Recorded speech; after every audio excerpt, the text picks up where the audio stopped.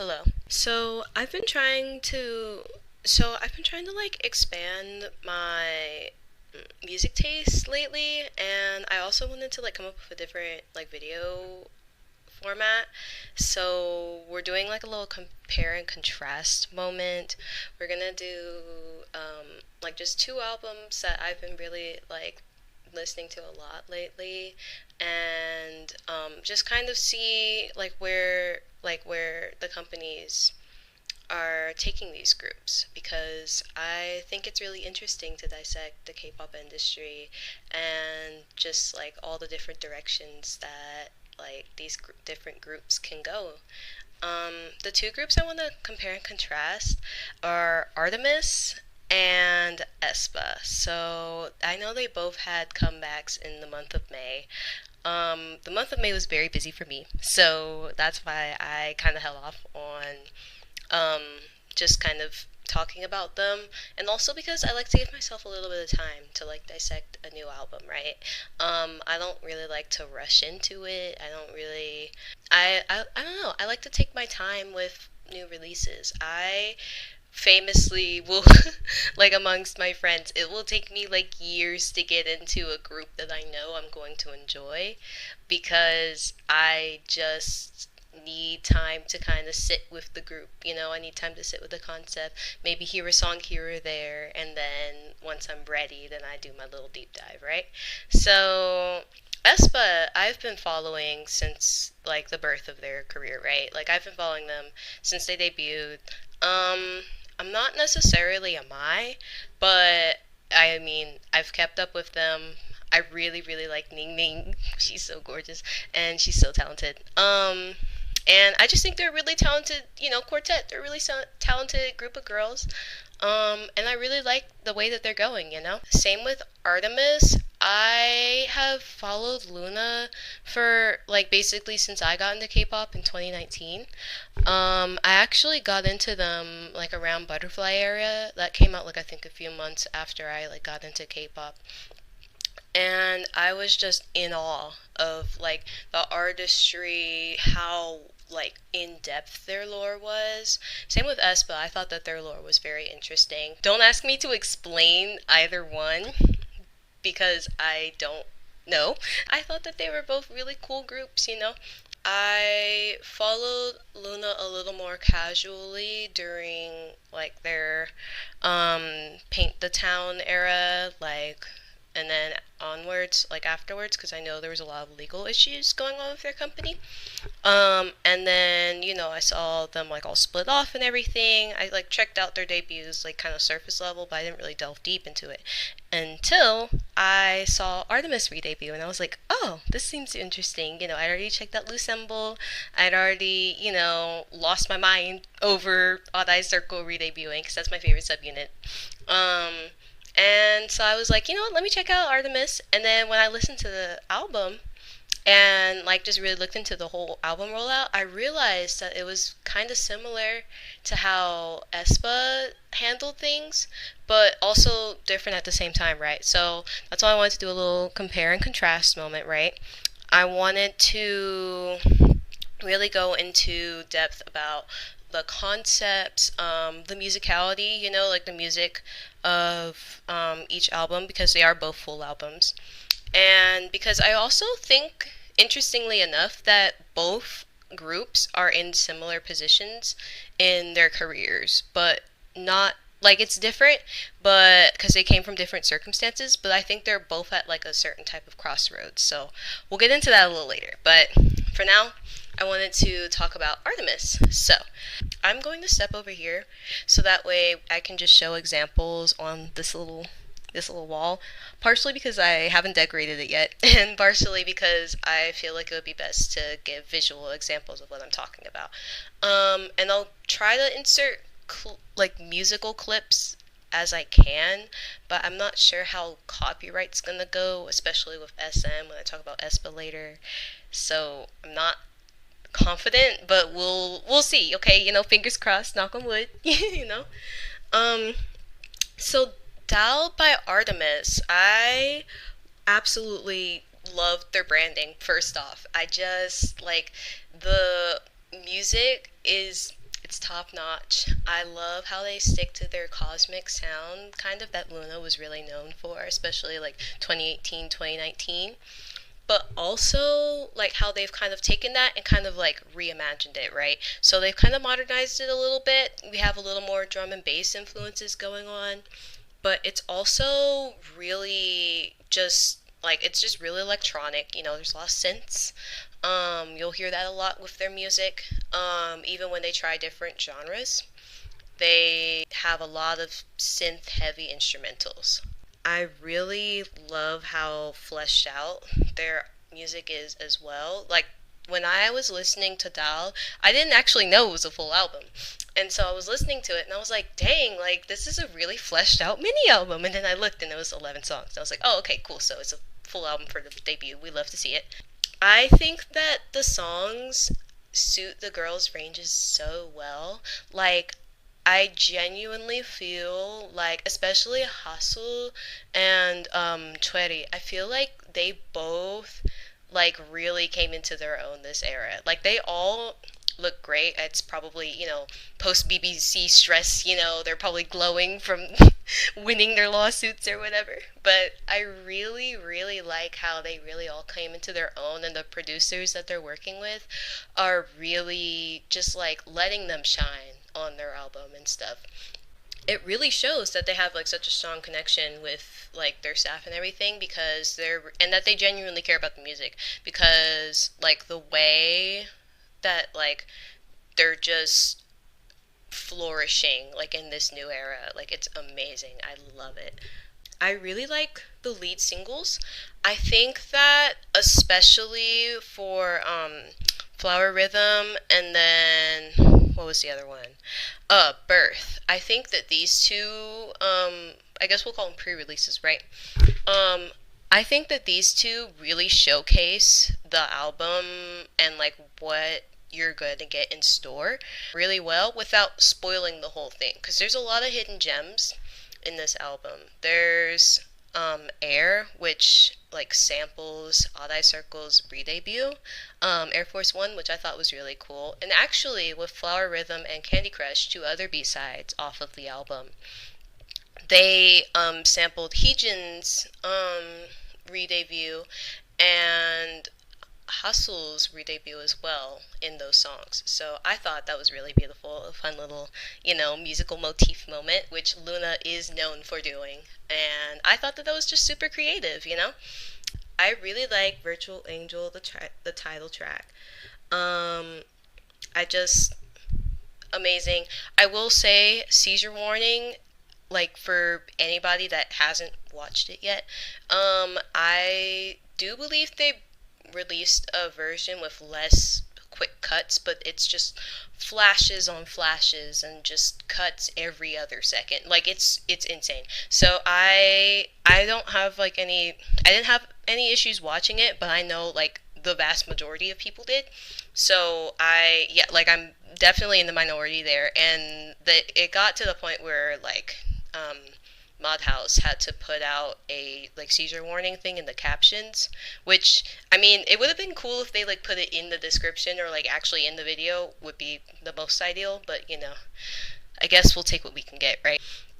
But yeah, that's a warning there. So if you haven't watched it yet, that's kind of that thing. But I think that with Virtual Angel, I think it's really beautiful.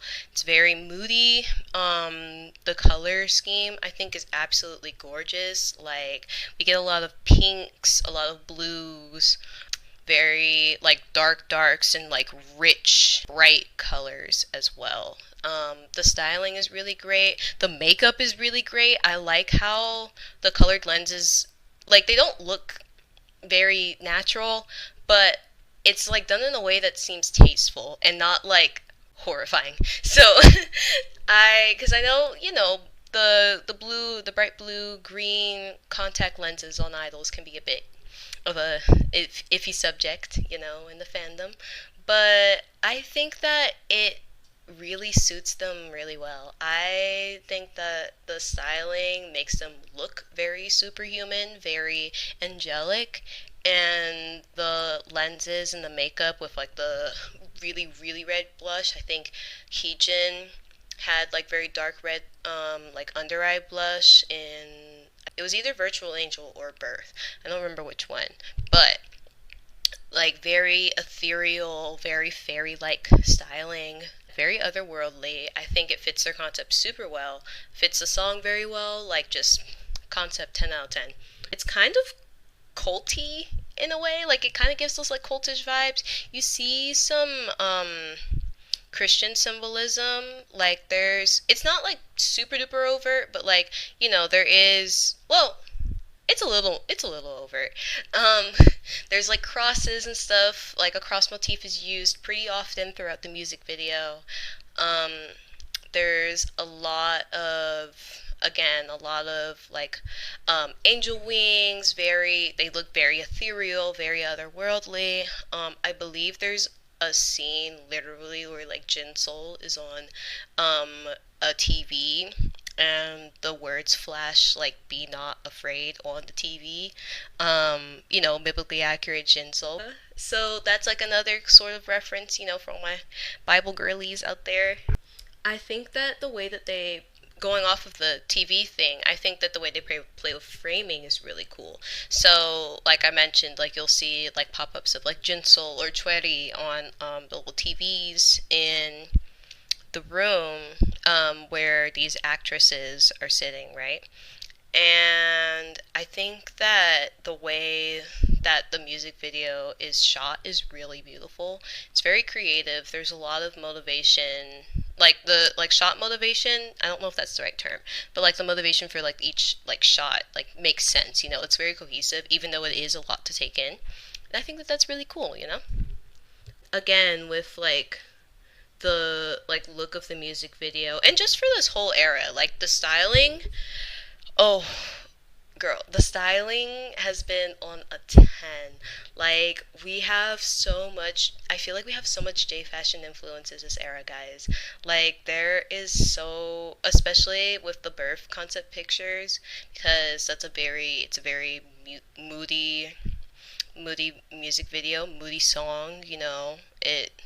Side note, it reminded me of TXT's Nap of the Star, um, with the way that they use the stop motion and drawing type of art style for their music video.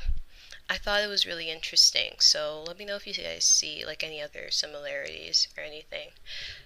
I love the J fashion influences, truly. The little parasols are gorgeous. It is kind of like queer coded fashion, and I mean, as a queer myself, I'm living for it. It's gorgeous. I give me more.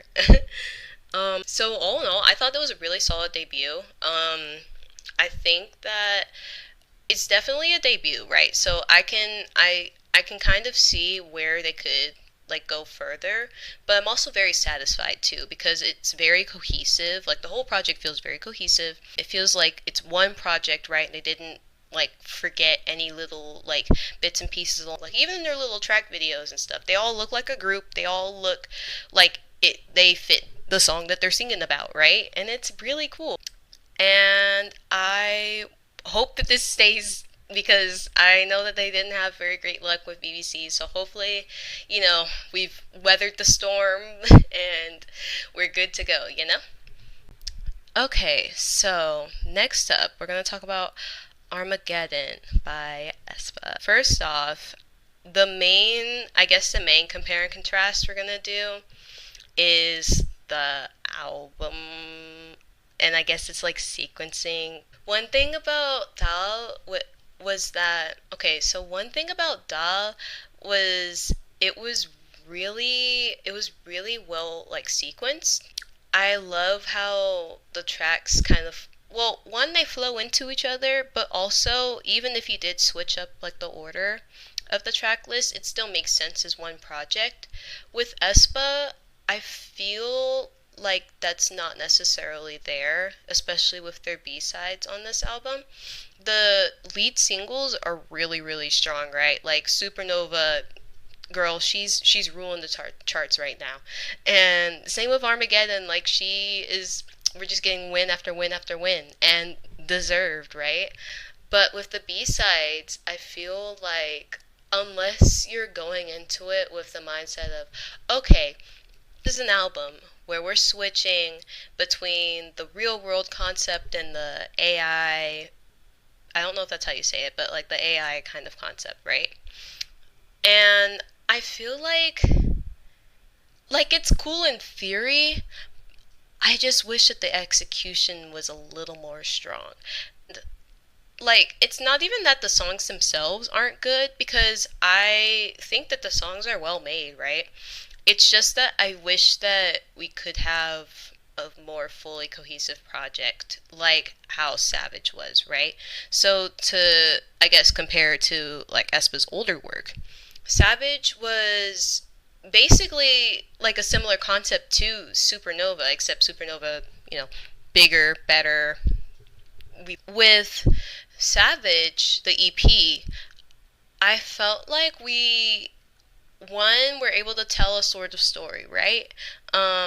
The songs all make sense within the world of, that EP, like the world building that EP is doing. They all make sense. I just feel like we sort of lost the plot after Girls, right? And not Girls like Girls the song, right? Girls the EP, because it's kind of like a repackage, and then we go to Spicy, which is, it's a lot more cohesive. I'll give them that.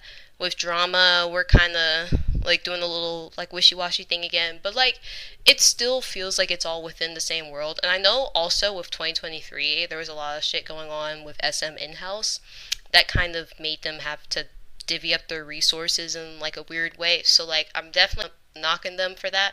I'm definitely not knocking them for that. It's just something that I noticed, right? With Armageddon, I feel like we're kind of back to that. Okay, but what is the concept of the album though? Like sonically, what are we doing here, right? I under I understand the whole half real world, half AI concept. Like it makes sense to me, but the execution I feel like could have been better. We could have, or at least like sequenced it so it was like maybe like we do a little pocket of, 3, 4 songs in the real world, then we go back to the little AI thing. We have some transition songs or something.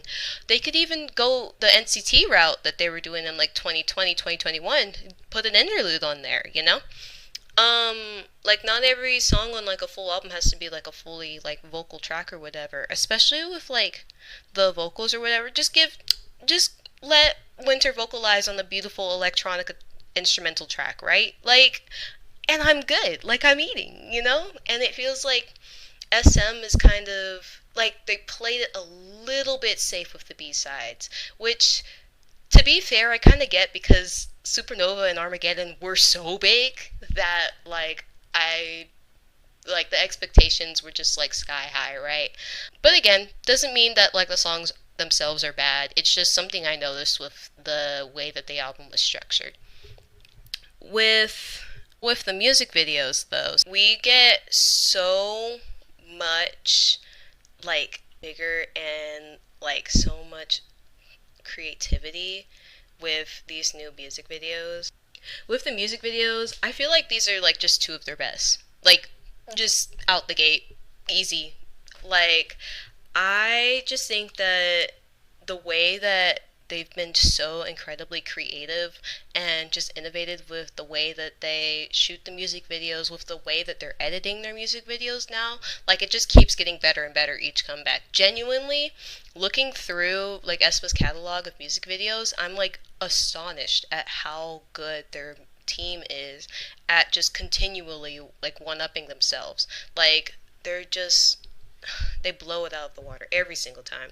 I love how they use the AI for the Supernova music video, because it's very tongue in cheek. Like it's almost like we know that this doesn't look real.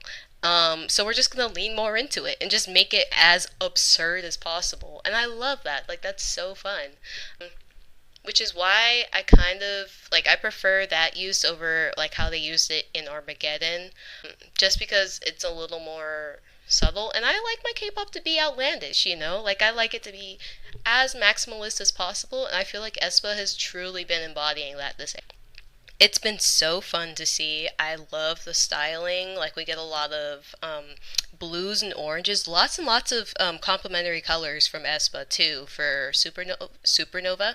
Lots of complementaries from Supernova. Lots of mix and matching textures. Like we get so many different textures, and it's so fun. I love it so much. I especially love Winter's outfit in the Supernova music video, and her makeup too. Like it's so fun. Shout out to Giselle as well. She really added a lot of humor to the music video, which I thought was super cool.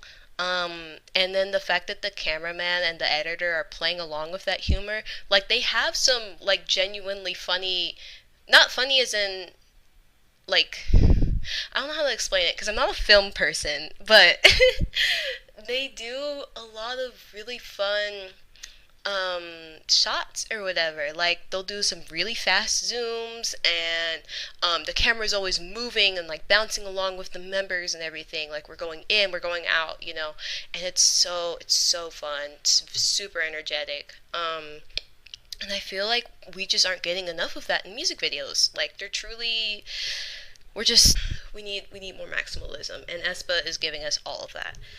Um, we get a lot of earth tones and metallics in Armageddon. Like we get some draping fabrics, a lot more flowy clothing, or it's very rigid. So we get like leather jackets. We get just very earthy, um, almost plastic looking like clothing, but not necessarily in the way like plastic is an artificial. I guess what I mean to say is like rigid, very rigid styling, right? And then like it's offset with like the flowy like drapes that we see in like their concept pictures, which I thought was super cool.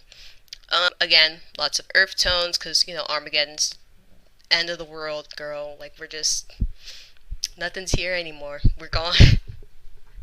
And metallics because I guess like they're also aliens, you know, like they're AI, and we love to see it. Like I love that Armageddon really shows the conceptual blending of the real world and the AI that they talk about a lot with like their lore and like their concept, and like visually blends those two with like their styling and like the editing of the music video and everything. I do think that Supernova leans more into the this is like this doesn't happen in real life, guys. Like completely suspend what is it? Suspend your reality. I don't know, girl.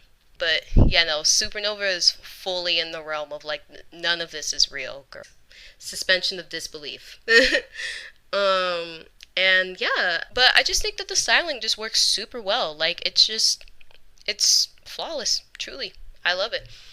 I guess with both groups, okay, we can go to the conclusion now. The thesis. The reason why I'm making this video. I think that like both groups are really like at an interesting sort of crossroads, right, with both of their careers. With ARTMS, even though technically this is their debut, this is like a rebirth kind of for them, right? They went through like a whole girl group career as Loona. Some of these girls have been like making music since 2016, right? Like 2017. And I think it's really interesting that we're seeing them sort of fully realize their concept, fully realize like their potential and everything. Um, I think that it's really interesting. I like that their staff is so willing to work with what they already had in their catalog, and I think that that's just really lovely.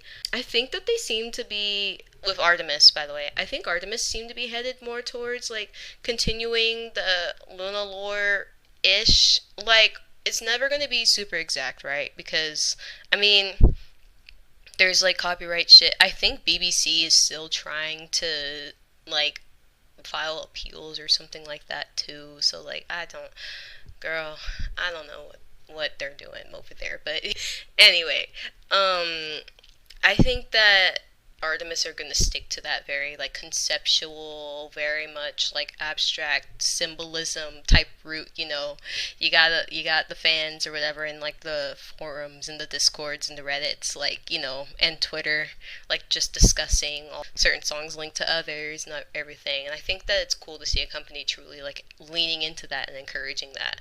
So that's kind of where I think that Artemis is going to go in the future, but I'm not like, obviously everything can change, right? But I think that it would be really cool, like, if they leaned into that even more, and not even just like to bank on nostalgia, but just because, like, hey, we got all this material, we have Jade and Jung, we might as well like just continue building this universe, right? They have a lot of time too to figure out where they want to go musically, so I think that that's going to be really interesting to see. And with aespa, I think that they also have like a lot of experimenting they could do with their sound, because this is their first full album, right? Like technically the first album, right? I think that they're also at like a point in their career where they're like, okay, where do we want to go next? Like, where do we want to expand towards? Where do we want to, you know, put our like express our lore in this way, or where do we want to, change up the styling here? I think it's really, I think they have a, okay, here's what I think.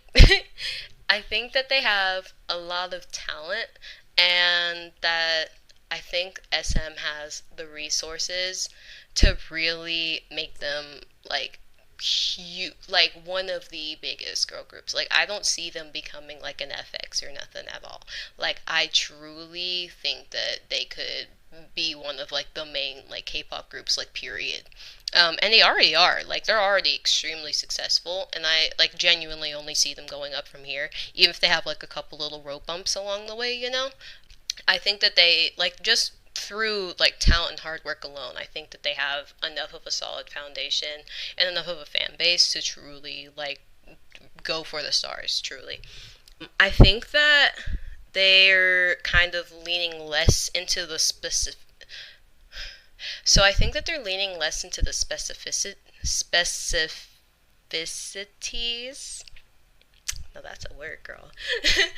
I think they're leaning less into the specificities of like their lore, and more into kind of like, sprinkling a little, symbolism here and there, but also making it more GP friendly, because I mean, the bills aren't going to pay themselves, right?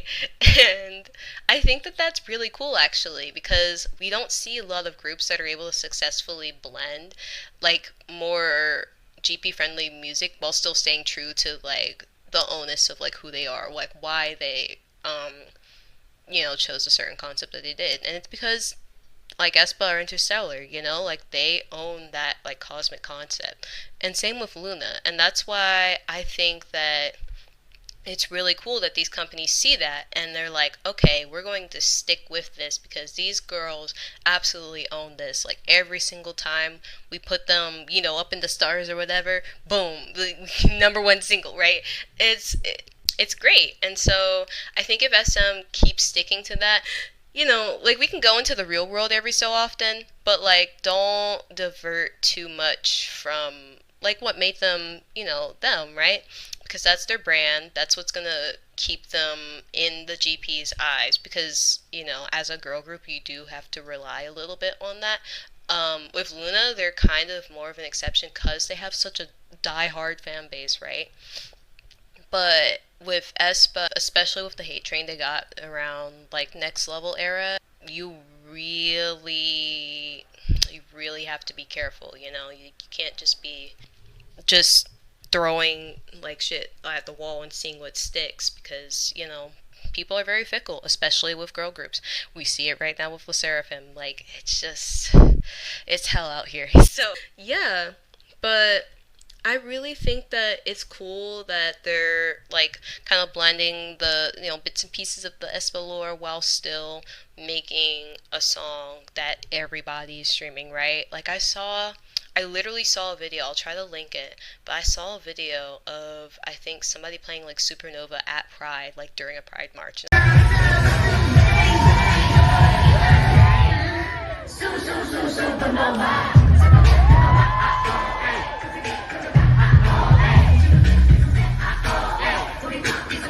That is incredible. I need more of this in my life, truly. Like just more play aspect pride, period. Like I love that. So it's just really cool seeing aespa getting their flowers, honestly. And yeah, I think that both of them are just flourishing in like similar but opposite ways, you know? And so I'm really interested to see where they go next. I'd love to hear what you guys like think, where you guys think that they're gonna go. Love to hear where you guys think they're gonna go in the future. Um, and just like what sounds you think they're gonna explore because I think that they have a lot of potential to like explore a bunch of different things. And I think that like they just the talent's undeniable and they have like a good amount of like money like with both companies. I mean, Mod House is smaller, right? But with the whole object object thing that they're doing, I think that it's really plausible for like Artemis to become a bigger group too. They just have to, play the marketing cards right and all that. But yeah, love to hear what you guys think and until next time.